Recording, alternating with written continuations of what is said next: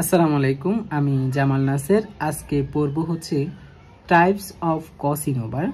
আমরা ক্রসিং ওভারকে হচ্ছে তিনটা ভাগে ভাগ করেছি বেসড অন কাইজমা, অর্থাৎ কাইজমার উপর ভিত্তি করে আমরা হচ্ছে তিনটা ভাগে ভাগ করেছি। প্রথমটা হচ্ছে সিঙ্গেল ক্রসিং ওভার, দ্বিতীয়টা হচ্ছে ডাবল ক্রসিং ওভার, তিন নাম্বারটা হচ্ছে মাল্টিপল ক্রসিং ওভার। যদি তোমার একটা কাইজমা ফর্ম করে তাহলে এটাকে আমরা বলি হচ্ছে সিঙ্গেল ক্রসিং ওভার। যদি তোমার দুইটা কাইজমা ফর্ম করে তাহলে আমরা এটাকে বলি ডাবল ক্রসিং ওভার। যদি দুইয়ের অধিক কাইজমা ফর্ম করে তাহলে এটাকে আমরা বলি হচ্ছে মাল্টিপল ক্রসিং ওভার। তো প্রথমে দেখো হচ্ছে সিঙ্গেল ক্রসিং ওভার। এখানে অনলি ওয়ান কাইজমা ইজ ফর্মড, মানে একটা মাত্র কাইজমা ফর্ম করবে, এই জন্য এটাকে আমরা বলি হচ্ছে সিঙ্গেল ক্রসিং ওভার। এবং হচ্ছে এখানে তোমার কি হয়, এটা মোস্ট ফ্রিকুয়েন্ট অকারেন্স, এটা মানে সবচেয়ে বেশি ঘটে সিঙ্গেল ক্রসিং ওভারটা। আর এটা অবশ্যই হচ্ছে দুটা নন সিস্টার ক্রোমাটিডের মধ্যে হচ্ছে এই কাইজমা গঠন হয়। তো দেখো এটা একটা মনে করো ক্রোমাটিড, এটা একটা ক্রোমাটিড, তাদের মধ্যে হচ্ছে একটা কাইজমা ফর্ম করলো এক্স শেপ। এই এক্স শেপের কারণে যেহেতু এখানে একটা কাইজমা ফর্ম করেছে এই জন্য এটাকে আমরা বলেছি সিঙ্গেল ক্রসিং ওভার। এরপর আসো হচ্ছে তোমার double crossing over. Double crossing ওভারে অবশ্যই হচ্ছে তোমার দুইটা কাইজমা ফর্ম করবে। কয়টা কাইজমা? দুইটা। এটা তোমার দুইটা নন সিস্টার ক্রোমাটিডের মধ্যেও হচ্ছে এই দুইটা কাইজমা ফর্ম হতে পারে, বা তিনটাও হতে পারে, বা চারটাও হতে পারে, এটা আসলে বলা যাচ্ছে না। Resulting in the formation of double crossing over gametes, মানে এটা সাধারণত এই ক্রসিং ওভারগুলো তোমার শুধুমাত্র হচ্ছে ক্রোমাটিডের ক্ষেত্রে হয়, যেটা আমরা গ্যামেট বলতেছি এখানে। This is of less frequent occurrence as compare to single. আসলে হচ্ছে তোমার এটা খুবই কম হয়, মানে সিঙ্গেল ক্রসিং ওভার থেকেও।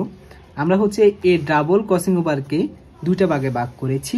একটা হচ্ছে তোমার রেসিপ্রোকাল কাইজমা, আর একটা হচ্ছে তোমার কমপ্লিমেন্টারি কাইজমা। আমি আবার বলে দিচ্ছি, যদি রেসিপ্রোকাল কাইজমাটা কখন হবে, যদি দুইটা নন সিস্টার ক্রোমাটিডের মধ্যে দুইটা কাইজমা সৃষ্টি হয় তখনই আমরা এটাকে বলি হচ্ছে রেসিপ্রোকাল কাইজমা।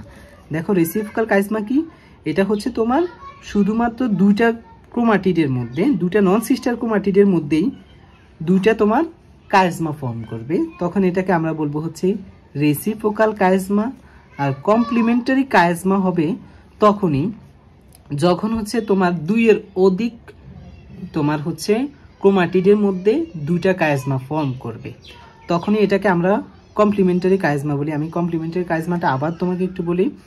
কমপ্লিমেন্টারি কাইজমা হবে হচ্ছে দুইয়ের অধিক ক্রোমাটিড যখন মিলে দুইটা কাইজমা ফর্ম করবে, তখন এটাকে আমরা বলি হচ্ছে কমপ্লিমেন্টারি কাইজমা। আমরা হচ্ছে উদাহরণ দেখে আরো বুঝতে পারবো। তুমি এখানে উদাহরণটা দেখো, এখানে হচ্ছে তোমার দুইটা কালো দিয়ে হচ্ছে তোমার দুইটা ক্রোমাটিড, এখানে দুইটা লাল দিয়ে হচ্ছে দুইটা ক্রোমাটিড।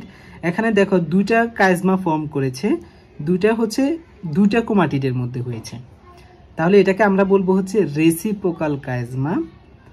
আর এটাকে আমরা বলবো হচ্ছে, এটা দেখো এখানে কিন্তু হচ্ছে তোমার দুইটা কাইজমা ফর্ম হয়েছে কিন্তু তিনটা ক্রোমাটিডের মধ্যে, দেখো একটা দুইটা, এটা গিয়েও আবার কিন্তু কাইজমা ফর্ম করেছে, তাহলে তিনটা ক্রোমাটিড এখানে অংশগ্রহণ করেছে। এখানে চারটাও গ্রহণ করতে পারতো, কিন্তু হচ্ছে তিনটা বা চারটা যদি করে তাহলে এটাকে আমরা বলি হচ্ছে কমপ্লিমেন্টারি কাইজমা। তো আশা করি বুঝতে পেরেছো বিষয়টা।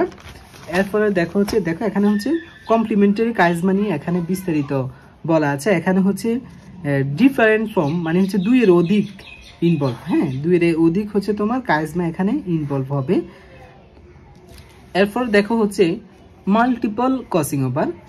In this more chiasma are form, অর্থাৎ হচ্ছে দুইয়ের অধিক যখন কাইজমা গঠন হবে তখন এটাকে আমরা বলি হচ্ছে মাল্টিপল ক্রসিং ওভার। দেখো এখানে একটা দুইটা তিনটা চারটা, হ্যাঁ তাহলে দুইয়ের অধিক কাইজমা ফর্ম করেছে, তাহলে এটাকে আমরা বলবো হচ্ছে মাল্টিপল ক্রসিং ওভার। তো আশা করি বুঝতে পেরেছো। আসসালামু আলাইকুম।